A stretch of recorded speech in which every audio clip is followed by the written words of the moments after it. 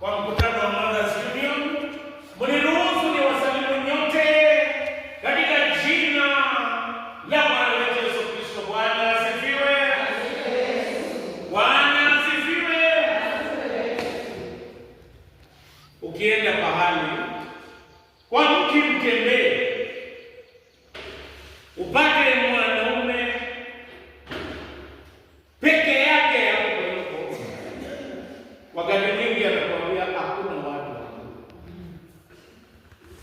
Anasema tungeendelea kukaa lakini hakuna watu. Sio ati mzee sio mtu, lakini sijui kwa nini wanasema hakuna watu. Na yeye yuko. Kitabu ilikuwa tofauti, lakini siku hizi mambo yamebadilika. Mama ni kiungo muhimu, na bila yeye wakati mwingine hakuna watu. Pale ambapo hakuna mama hakuna chakula. Pale ambapo hakuna mama wakati mwingine hakuna raha. Pale ambapo hakuna mama hakuna story.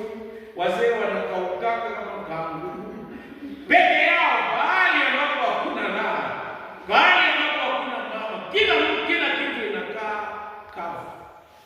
Leo wapendwa, nataka niwaambie kuhusu